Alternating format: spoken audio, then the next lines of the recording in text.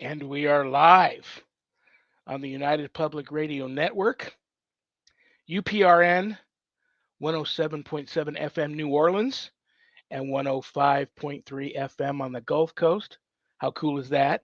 And we are being live streamed wherever podcasts live, including my YouTube channel. So go there and subscribe.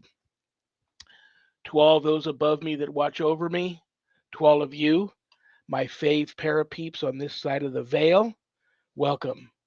And I also welcome all my fellow experiencers and brothers and sisters in Christ.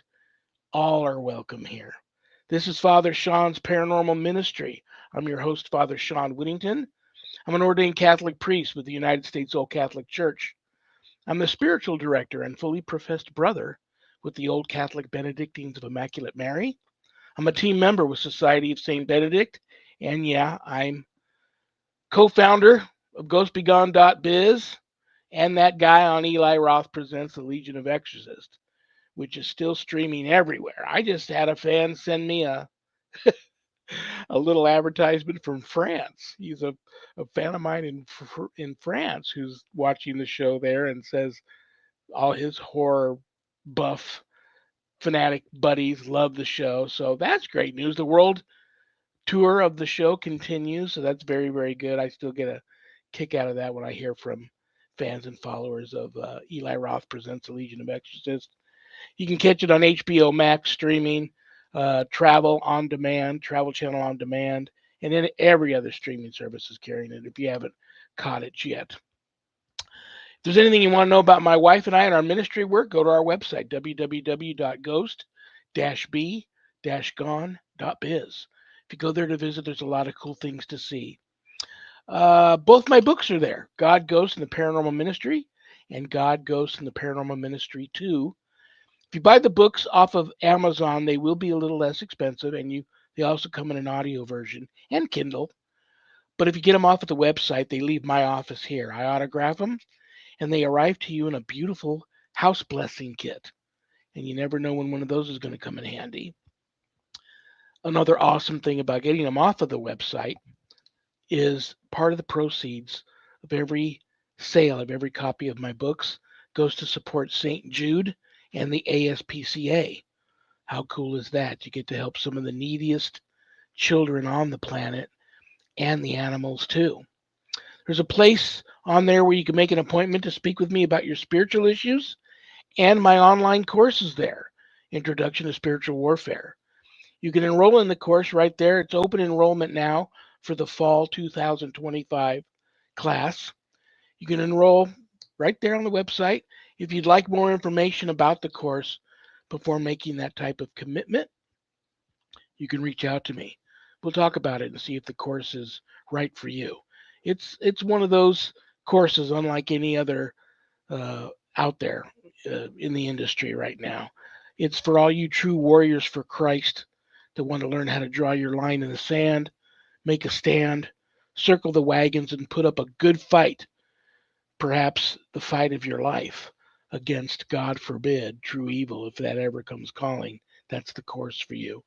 It's a 12-week online college level course, and all my students that graduate get a stunning diploma, certificate of completion suited for framing, along with some other very special blessed items that you can only get from yours truly.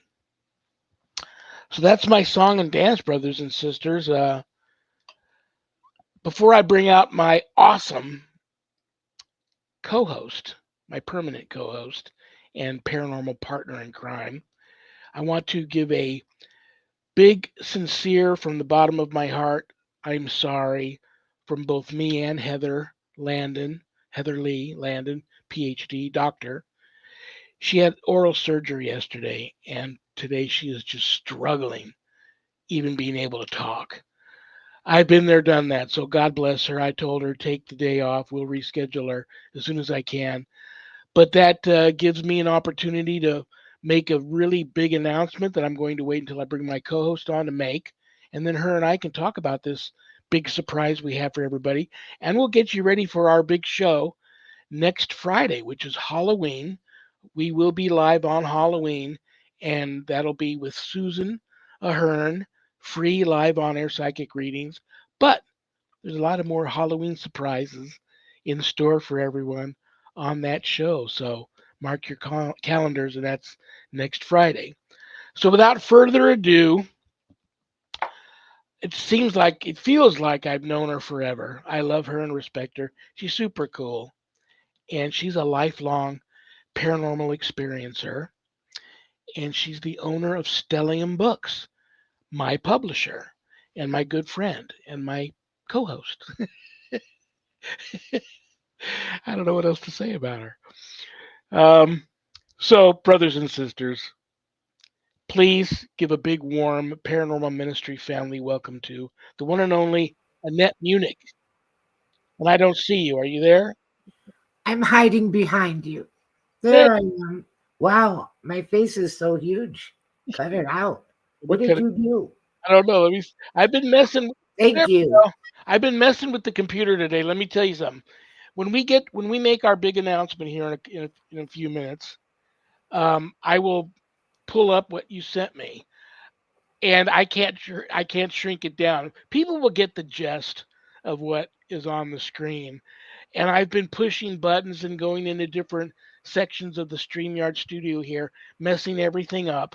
So I don't want to mess it up any worse and just we just go away. So it is what it is. I should know better, but yeah, I've been messing around with the computer today, so we'll see how it goes. But And what now is it's the going on with one. you? You look so pretty today and relaxed and happy and I'm not as very. stressed as I am. Why are you stressed? Are you ready for? Should I just dive right into the to everybody going TMI Rev TMI? Should I Go just go diving. for it?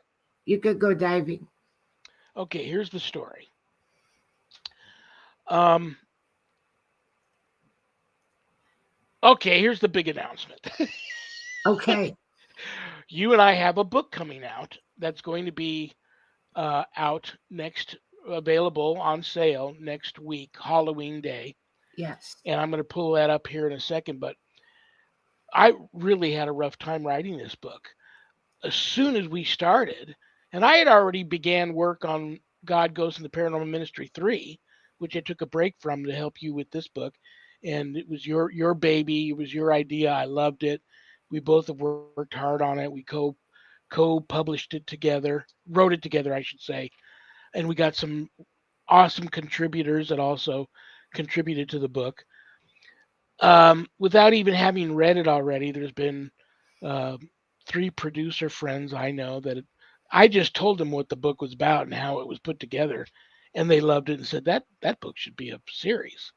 So I'm excited to get it out there, see what it'll do. Most importantly, I'm excited to see how many people it may help that are truly um, having paranormal issues in their life that they're having a rough time dealing with. So that'll be good. But what happened was, man, paranormal activity has been off the charts here in my home. I live in a haunted home. Many of you know that, but I mean really, really off the charts. I mean, I can be standing right at my front door and get a knock and open it, and there's nobody there. I can be standing right at my front door, and there's the doorbell. I open it up, nobody's there. My wife hasn't seen my doppelganger here in the home, and she couldn't remember the last time she'd saw it. And usually it's right here where I'm sitting now working at my desk. And then that apparition is always followed by the apparition of a small child that comes out, walks through our house and out our back door. And I've got that apparition in a photo in book one. But that's it. So now my wife has actually seen me three times in our hallway, twice walking away from her and once walking at her. And she's already so freaked out having seen me two other times and knowing that that's the doppelganger. By the time she does one of these, adjust her glasses and winks, it's gone. And this was the one coming at her. But she never says this to me. And even she walked into the kitchen the other day and said, "Honey, there's some really weird things going on in the house." She never says that. So here's the plan. We got the new book coming out. I'm going to promote the Dickens out of it. See, that was a Dickens reference to Christmas coming up. I'm going to promote the dickens out of it and take a break from book 3 for a couple of months. And after the first of the year, if you're think you can handle it, because I got it, you're my partner in crime, paranormal crime here. You're the one that publishes my books. You experience that stuff too. I got to make sure you're ready to go, because she said once you start book 3, get her done. Get it done and get it done, so that whatever's going to happen is going to happen and we're done with it. Because when I stop writing, things calm down. Why, I don't know. Now, here's a theory, and then I'm going to let you talk because I'm getting hoarse already. I've been really sick. I never get sick. Um, Out of the blue, I start getting these like hives all over my face, and my face is itching so bad that it's like I want to tear my hair off. I haven't been able to shave or color my beard in like almost a month. I've been wanting to just rip my skin off my face. Um, I go to AI, of course, and AI tells me I have either beard itch or fungal acne. I call my doctor up. She says, "Well, I'll send you, if that's what you got, I'll send you something for it. I should see you, though." I said, "Send me anything. I'll see you, but send me something now." Well, that medicine she sent me didn't work. And my face got worse. It was starting to welt up and get all red. And it started to spread other places, if you get my drift. And that started to scare me. And I'm very prideful of my personal hygiene. I always wear clean clothes, clean underwear. I clean all the time myself.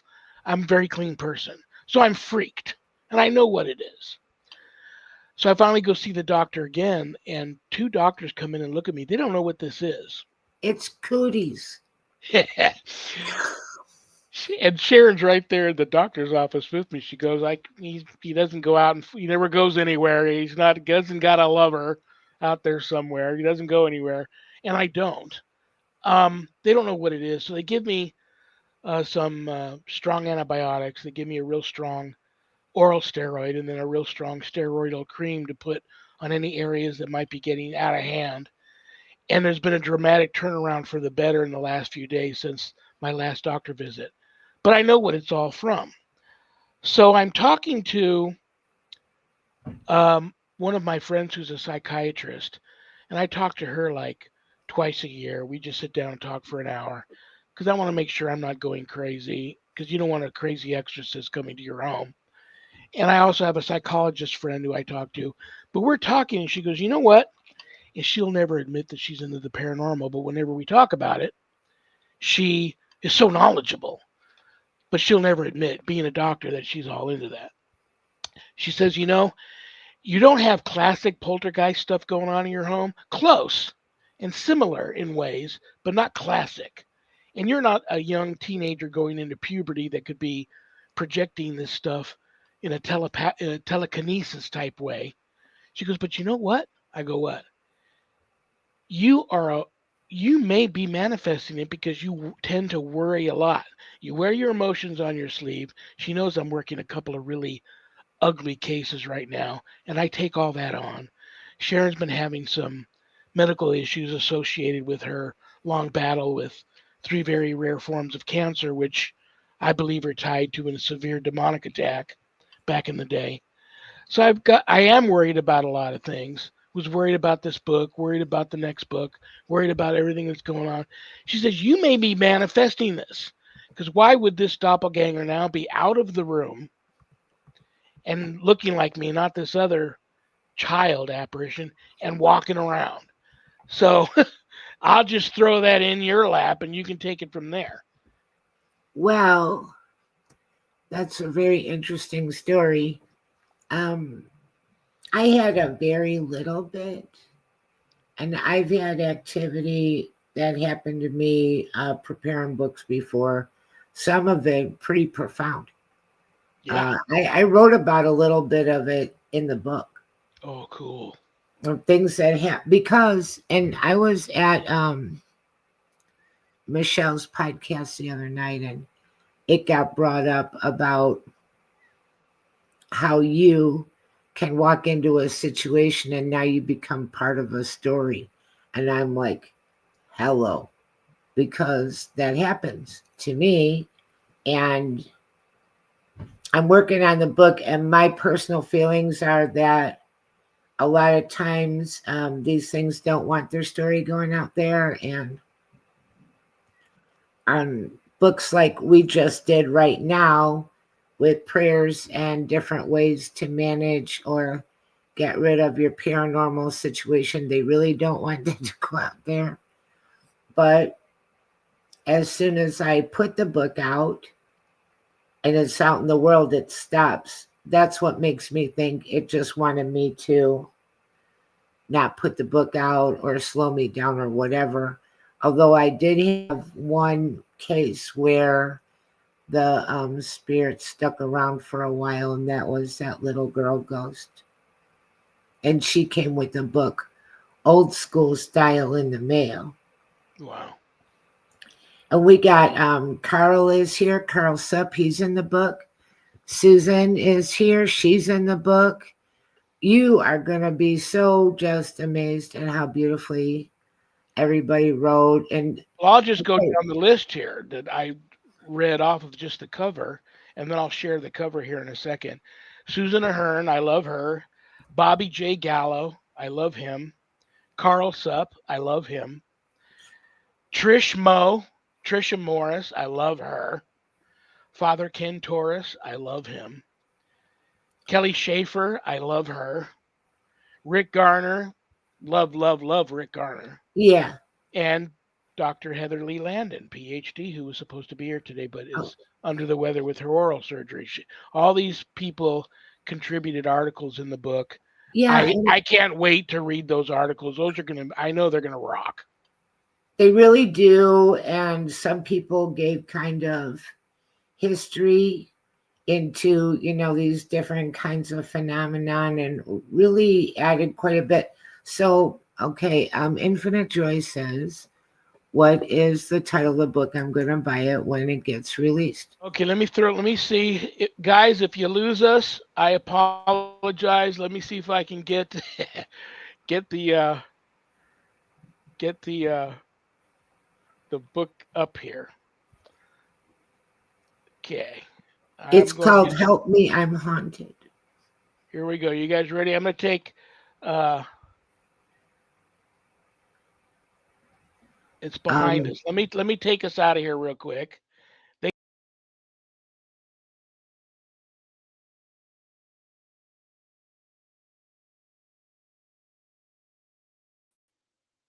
we have for it, but it gives you an idea. But the idea was, Infinite Joy said, great title. Thank you. The idea was um, that we get a lot of questions. We usually have quite a bit in the mailbag, and we get questions from all over the country, even from time to time from outside of the country. But the idea was to combine some of this and put it in a book. And then we included some of our regular guests that our audience knows and loves and respects, and let them put their point of view on it. After all, it's a paranormal. Nobody knows all of it. They sure don't. So it's pretty interesting, and it shows, different ways to look at things, a lot of prayers, a lot of things that you can try and do to manage your situation. I have had different, okay, back in the day when I had my own radio show, I got a lot of email and people asking me to help with their cases. And what I mostly did was try to help them to not let it get worse, kind of managing it, boundaries, uh, telling them things, be careful, don't do this, don't do that, whatever, because these are the things that could make it get even more intense. So that's kind of my angle on a lot of things. And then Father Shawn, he has, of course, a totally different approach.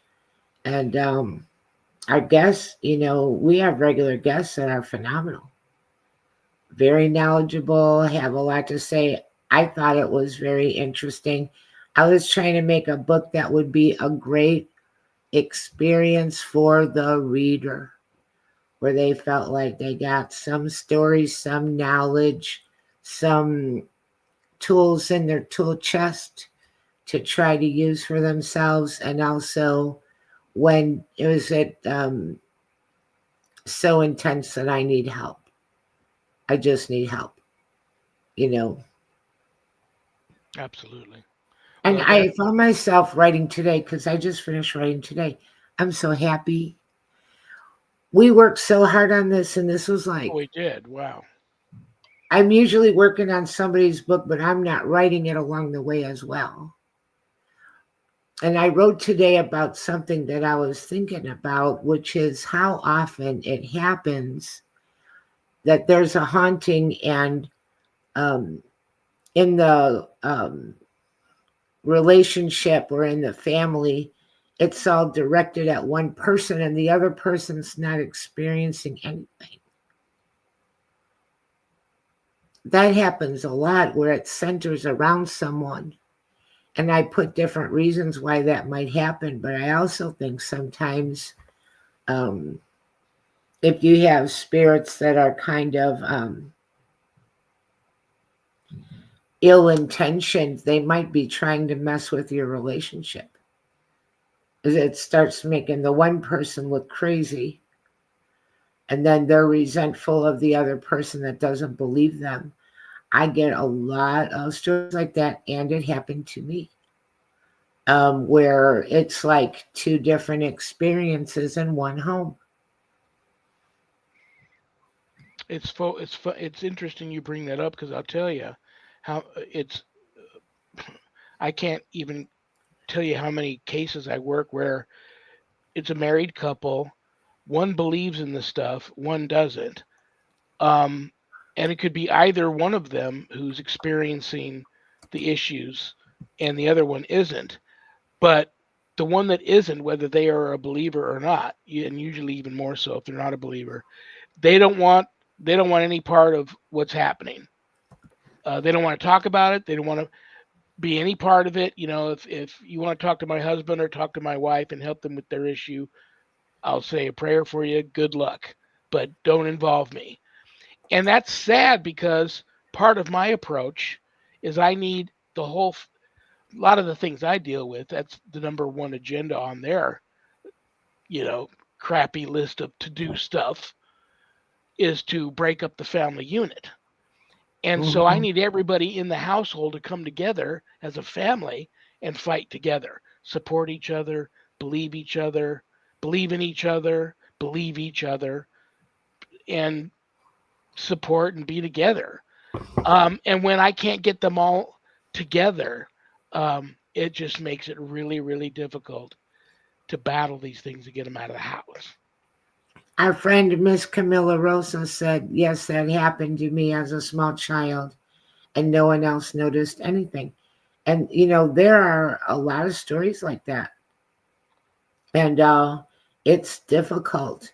And I know in my situation with my ex, and he was kind of supportive. He'd be like, I believe you saw something. I believe that you believe you heard something. It was kind of condescending until one day we were in the kitchen and we had a counter that came out like an island, and we were talking, and he was standing on one side of it and I was standing on the other, and he put his keys down and his keys went Yep. like 8 inches, and he's like, oh my God, did you see that? Oh my God, did you see that? Oh my God, I can't believe that happened. I'm like, right? I felt like finally, to me, keys going like that, that's nothing. I have Many had way worse stuff happening than your keys go across the counter.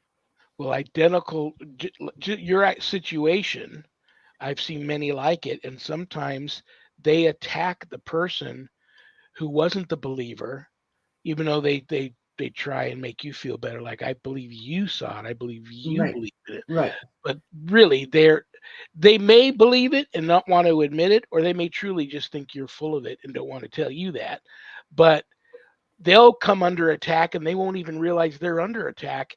And now you have this, your significant other almost attacking you also, like kind of insinuating this is all happening, you're the cause of it, you Right. brought this on us, whatever it is you're doing that brought this on us, stop doing it. And they start blaming you and accusing you and attacking you of being the cause of all of Right. it. And then things get really, really bad. Right. It's really a lot of cases, and that's something that we don't really talk about. And I actually brought that up in the book and addressed that because it's not unusual for people, even in very getting to be intense situations, to have not everyone in the house experiences it. Not everyone in the house is on the same page. Um, like you're saying, kind of like a sucks to be you, it's your problem deal. And really difficult, really difficult. Yeah, that's probably three. There's a few things there that are, to me, the worst things that can happen to me, and then I live with them. I try not to tell people that it's time to move, but I have done that before, and that hurts. I also have had people's relationships, long time marriages even, just dissolve and the couples go their separate way. Yeah, Usually there's a child involved, and like the mother is like, okay, fine, you know what? I need to get my child out of this situation. right, They were finally, something got its talons in my child. Now this gentleman, this priest, has come here and got this thing to release its grip on my child. Now he's telling us what we need to do from here, and you don't want to be a part of it anymore because you're so freaked out. Fine. And then this is what I tell them afterwards. Yes, I'll continue to pray for you, and I'm so sad that you guys are breaking up. Now I may be saying this to the husband also, who's getting ready to walk out the door. This is terrible. I agree, but at least all three of you will be alive and yeah. breathing and on this and walking on this earth to enjoy another day of life. But together it's not working, and staying here is not working. And now that I've brought some type of closure to this somewhat, and your child is out of the grasp of this, um, that's the most important thing here. So it's heartbreaking, but at least they're still alive. Um, it is what it is. I have some different reasons of what would cause that. And one is that the one person in the house is sensitive, and they're like a unintentional medium. And whatever's in the area, they can pick up on it. And whatever's in the area knows that they can pick up on it. So they're a little bit drawing it to themselves because the spirit world can read their energy and tell they can see me, they can hear me.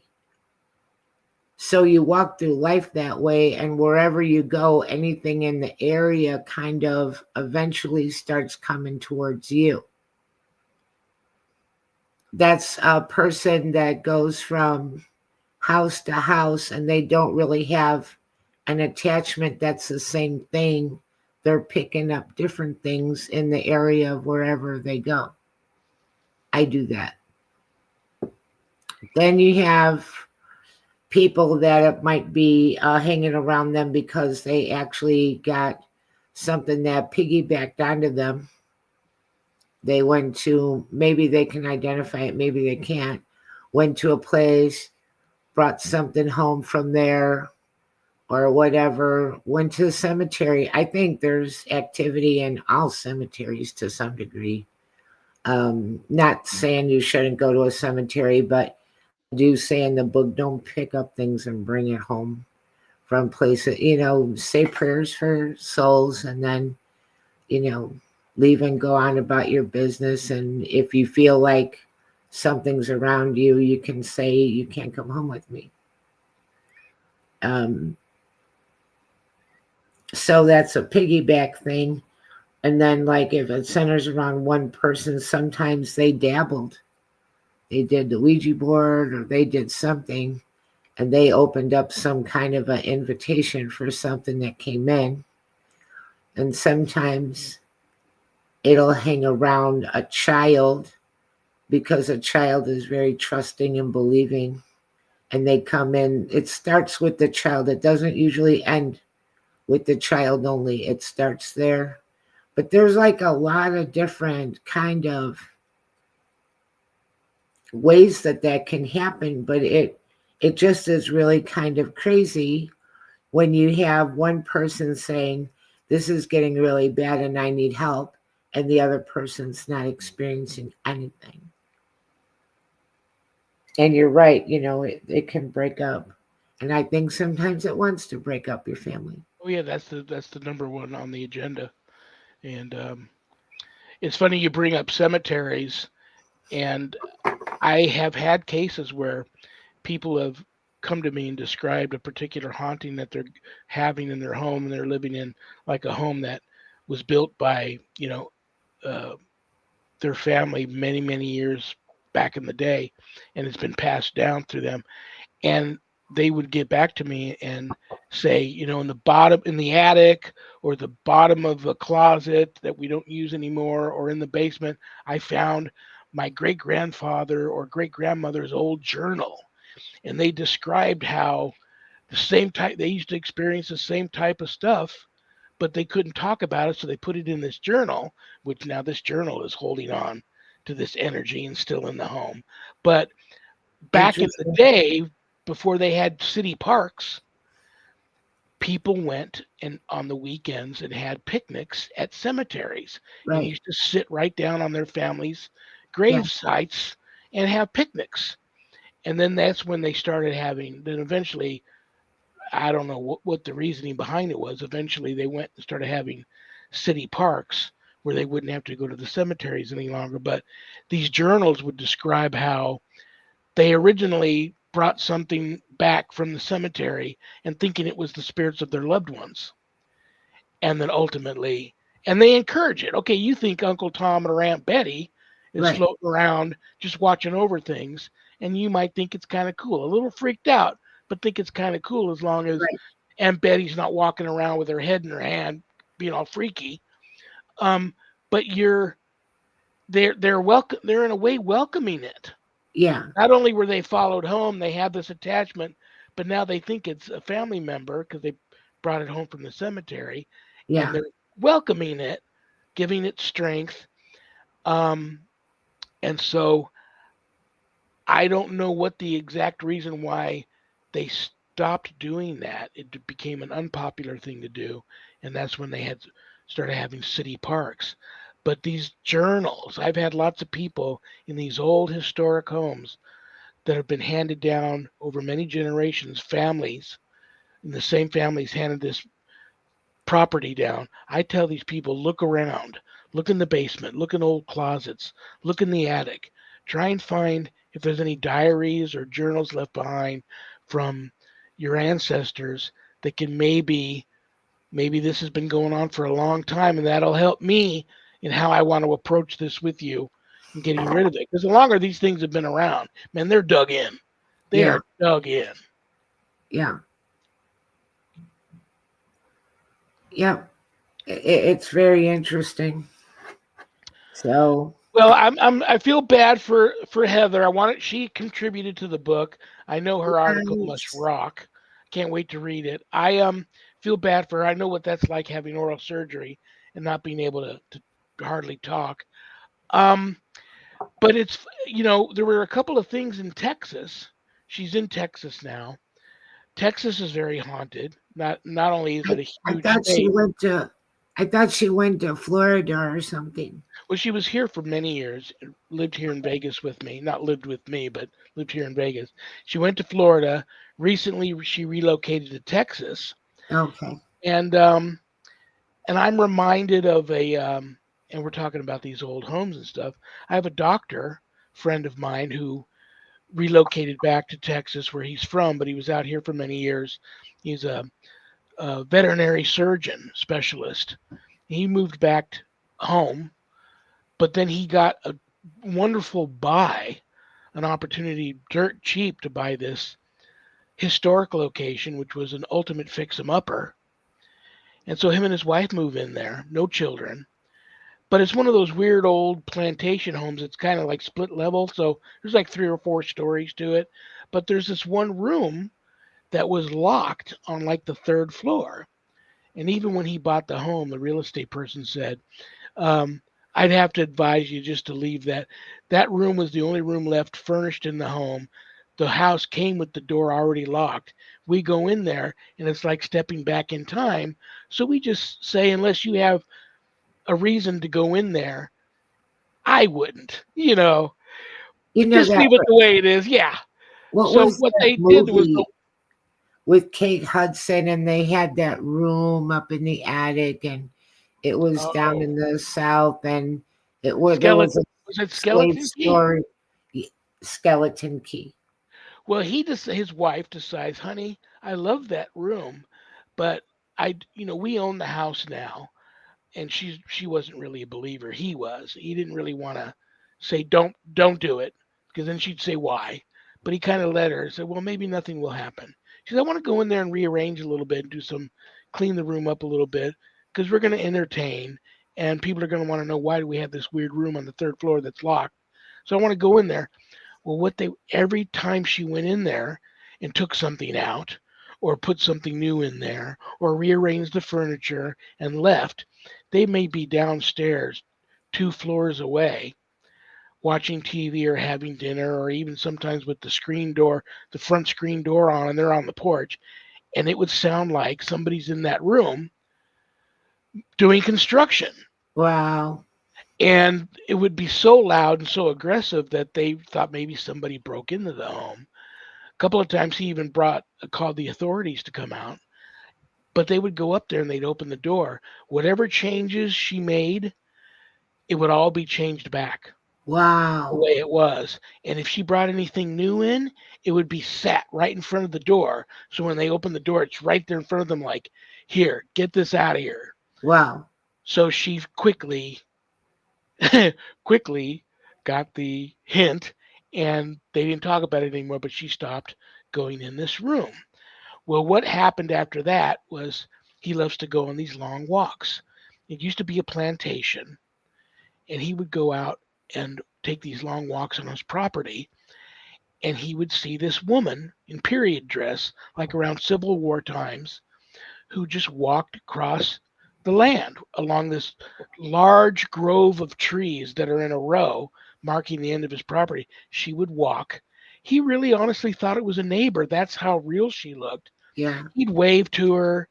She'd she'd look at him, intelligent, never wave back. He'd wave again, sometimes call out to her, and he'd watch her. A couple of times she would just vanish. He says, "Okay, I'm not dealing with a real person." But then one time he finally actually saw her walk up to his back porch and into his home. And he's like, Mm. well, you know, they think she's probably the one that continues to stay and live in that room. And he did that. He said, I asked him, search around for an old journal, even if you have to go in that room. But when they would start searching around in other rooms, the attic, the basements, the shed outside, activity would spike up again. So they just stopped searching.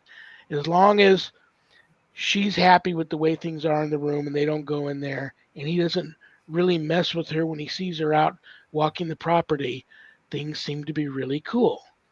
And my colleagues will get upset with me when they say you shouldn't tell them just to go ahead and, if live and let live, if you will. But sometimes you just got to kind of go with the flow. And if you know, Well, if okay, I'm going to ask everybody in chat because we love our chatters. If you bought a house and there was a locked room on the third floor and you were advised to leave it alone, an old house, an historic home, old historic house, would you go in? I know eventually I would. Well, you got to go in, take a peek. Eventually I would have to do it. At first I'd be kind of like creepy about it, and then it's like, well, I mean, what would it hurt to just go and take a little look? Well, the first time you move the bed, bring in a new table, and change around a few things, then go out and lock the door. Actually, the one time I do remember the wife got on the phone with me and said, now we also realized why they locked the door. Because if she was upset, she would open and slam the door.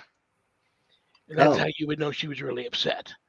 oh, So now that's why the door was, they figured that must be also why they locked the door, because she opens and slams it in when she's having a fit. yeah.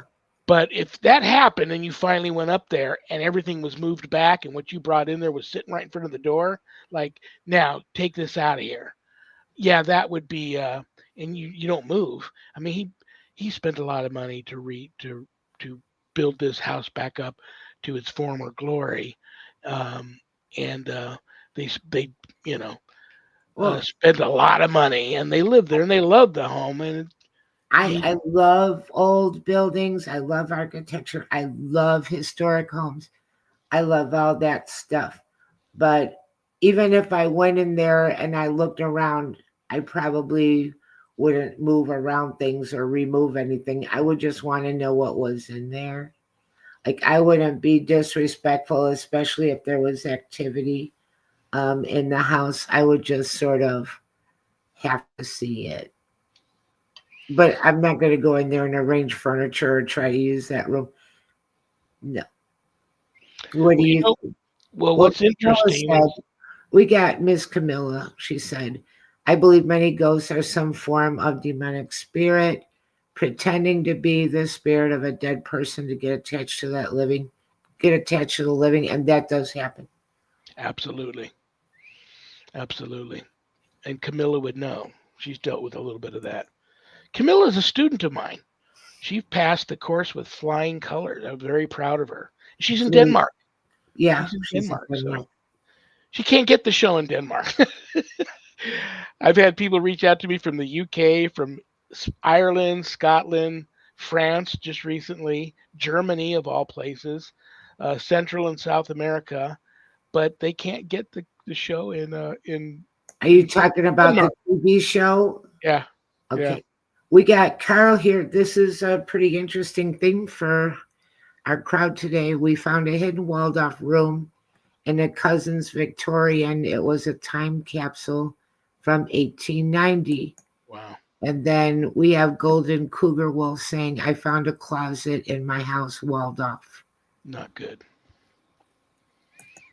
I had a secret room in one of my houses. I'm one of those people that um, there was a place that was available immediately and a really good price and a fixer upper. And there we went. We went in there, and I had 5 kids, and I needed the room, and I found a secret room in the basement where it looked like people were doing satanic rituals. And I found upstairs in the attic, it looked like strange symbols. They turned out to be sigils. And then the people told me that the people that lived there before us were devil worshippers. Yeah, I have clients get weirded out with me sometimes when they see me walking through their house with a little step stool that I bring with me sometimes, and then I'm on top of it looking at the top of the door frames, or I'm in the closets looking at the door jambs and stuff. Now, what are you looking for? Many times, sometimes I'll tell them, I'll be honest, but many times I just will say, oh, just inspecting. But what I'm looking for is I've worked cases where they carve or burn or just draw these conjuring symbols inside the door jambs and on top of the door frames, and nobody knew they were there, but as Yeah, long as those symbols are still there, it's a constant, it's an opening, it's something that these things attach onto and feel welcomed to come in. So yeah, that's you're lucky to have found that, because many times they're put in places that are hidden and you never know they're there, and you can't figure out why your house seems to be And a I giant was mosquito light to all of these spirits. I was the one that's actually the same house that we were in with my husband and the keys. That was there. And also a weird thing was on the property, I like to grow things, grow flowers and vegetables. And the tree looked like it was leaning away from the property. Everything I planted died, even bulbs. It was like the soil was sour. Um, and I had the most activity, which I'm grateful for because my kids led, pretty regular lives. Anything that they noticed was on a sporadic basis. But in that place, I even had stuff happening to me outside the home in the world. Yeah. And I definitely think it was for sure that was a situation where it was there when we moved in. And I thought,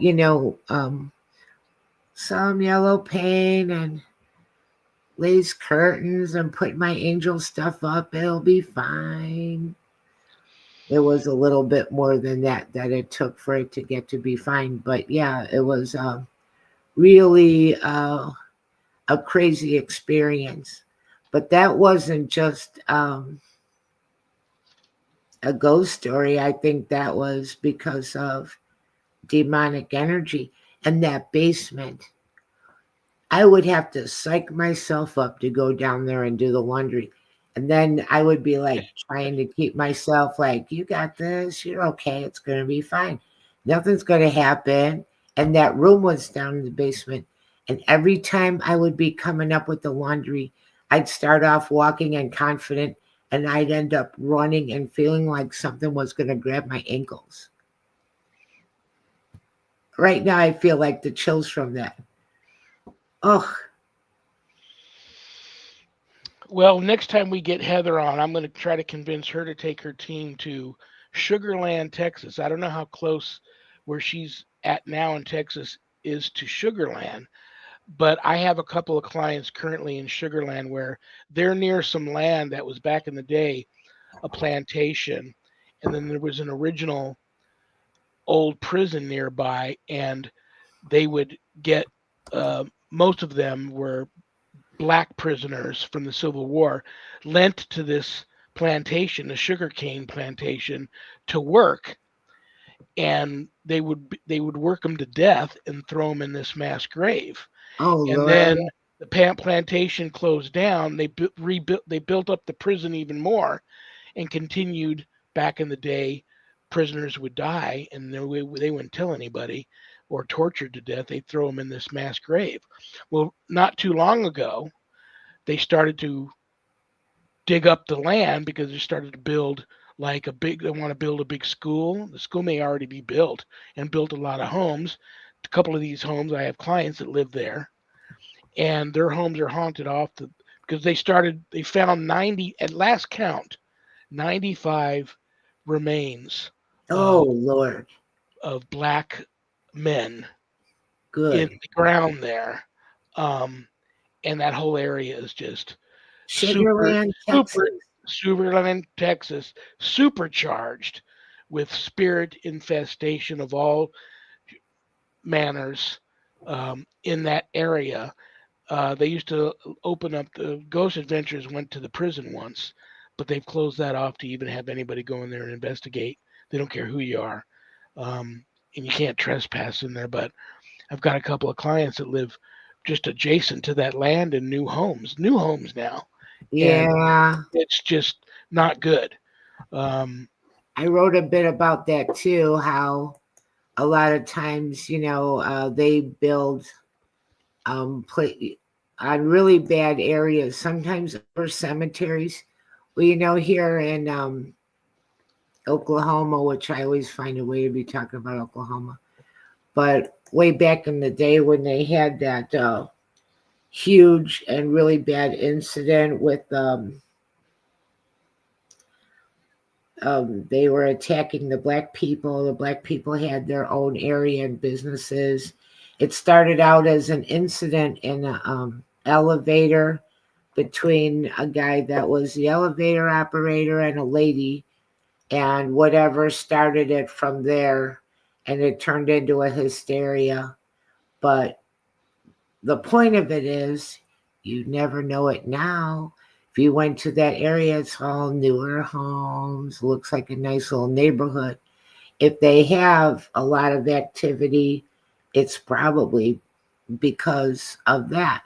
Um, I do say in the book too, sometimes if you know something really bad happened there, make a little monument, plant a tree with a plaque, a fountain, some statuary, a rose garden, acknowledge it.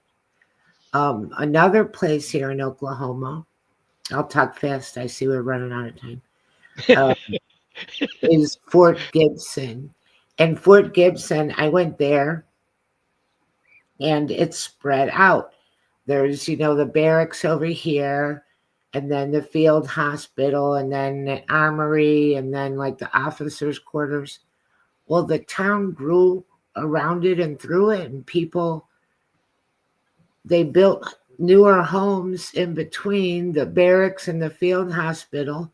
So there was a lady there saying that she sees soldiers on horses at night. She lives by the old field hospital. That old field hospital, again, I'm a little sensitive, but I don't call myself psychic. I don't. It feels like waves of dread coming out of that building into the street. You just, Wow. it's like, ugh, it feels like you're looking at it and it's looking at you. But you And know it, why people think, well, that's okay, we'll just build some houses here. You know, no, not a good idea. But they do that. So that's how a lot of people stumble into. And if you're not a history buff and you don't think about it, like to me, it's obvious. It's like you can see this is all part of one fort. Um, you wouldn't want to build stuff right here in the middle of all that, but what's the fun in that?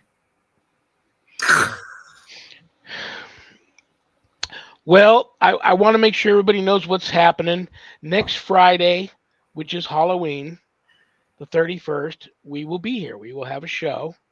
Susan Ahern will be here doing free live on air psychic readings. But Hey, because Susan. it's Halloween, we have a lot of stuff going on, and Susan is one of the contributors to the new book. We have some surprises. I will plan on having you do a drawing again to give a couple of books away. I'll give a couple of books away. I'll give a couple of kits away.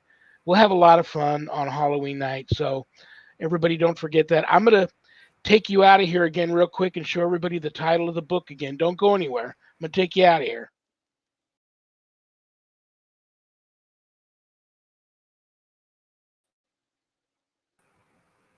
Help Me, I'm Haunted. Help me, I'm haunted. And that is going to be out on sale on Amazon on Halloween. In And I paperback will, and Kindle.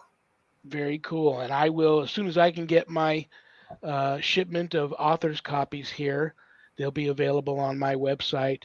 They'll just like my other two books, they'll leave here. I'll autograph them. They'll arrive to you in a house blessing kit. And I hope my prayers for this book. I wanted to do well for all of you, mostly you because you worked so hard on it and it was your idea. But for the contributors, I'm so grateful to them and I'm proud of them too. They worked hard to get their articles to you on time for the deadline you gave them. But I want the book to do good for people who are really out there struggling. Right, And you know better than anybody, my mailbag is right, constantly filled with right, people who have reached out to me needing help. right, And I'm only one person. I can only help so much. And I fall behind and I because it is what it is. It's just so many. So right. that's my prayers that book does well for all of you. And I think you've made arrangements that the contributors can get the books Right. at the Cost of cost print. Yeah. and Yeah. sell them whatever they want to sell them for. So Absolutely. that's good. Help Me, I'm Haunted, Help me, I'm haunted. co-authored by Annette Munich and myself, with contributors, very talented contributors that have submitted articles that'll appear in the book, and and I'm asking for everybody's support. But we will talk about that a lot um, next Friday on Halloween. So that's our big news for today, and I hope everybody Yay, enjoyed the Susan. show. And Susan's here, and also Erica is here. The recipient of her blessing kit is here, and Did that's she on the get the way. kit yet? I don't think so. I don't know. She didn't say. Okay. She's the one that's her name's Honey on here. I sent that out a few days ago. I sent you sent you a message to let her know. I went to go fill it for her, and I was out of a couple of items, and I forgot, and I didn't order them, so I had to Oh, order them, waited for them to come. And then I like to she's do something a little special on my kids. you did something special for her. Yeah. Aw, she said she's in the chat. She said she didn't get it yet. Well, Okay. it's coming and it's going to have something special inside. That's very sweet. And Well, we got Carl saying, I am Mr. Sasquatch, but I go far beyond that. And we have somebody asking for one of the jokes to finish us off. oh really? You guys want a joke, huh? Gosh, when's the last this We haven't hat? done that for a while. Okay, here we go. Well, if it's not funny, people send me these in, and I do get people want to go. What happened to the jokes? I got my hat is full. All right, ready? What did one wall say to the other? Oops, you've got me cornered. Close. I'll meet you in the corner. Hey, that's the I'm- closest I ever got. Here's another one. Ready? Okay. Let me pull another one. This hat is full. My haunted carnival barker hat. There's only one Father Shawn, people. Why shouldn't you write with a broken pen? Why shouldn't you write with a broken pen? Why shouldn't you write with a broken pen? Because Why? because it's pointless. Oh, it's pointless. Oh my God. Okay, good. All righty, we better get out of here. I love you. You Love know I you. do. Thank you for all your hard work. I'm going to Thanks, kick you out of here everybody. and say goodbye to everybody, and then I'll see you when I see you. Wishing everybody a great weekend. See you later. Annette Munich, owner of Stellium Books. If you need to publish a book, reach out to her. If you've written one and you want to know how to get it published, reach out to her. If you haven't started it yet, uh, reach out to her.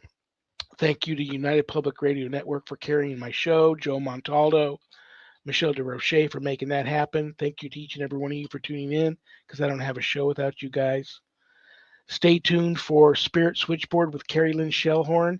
And remember, brothers and sisters, we may have done what the devil said we did, but we are not who the devil says we are. Take a look at the United States Old Catholic Church. You might be pleasantly surprised. The Old Catholic Benedictines of Immaculate Mary. I'm the spiritual advisor. If you want to be interested in the Benedictines, reach out to me. We'll talk about it. All right, brothers and sisters. Good night, Harold. Rest in peace. Good night, Ernie. Good night, Bill. Good night, Dan. Good night, Danny. Good night, Jack. Good night, Dog. I love you all. God bless you all in the name of the Father and the Son and the Holy Spirit. Peace.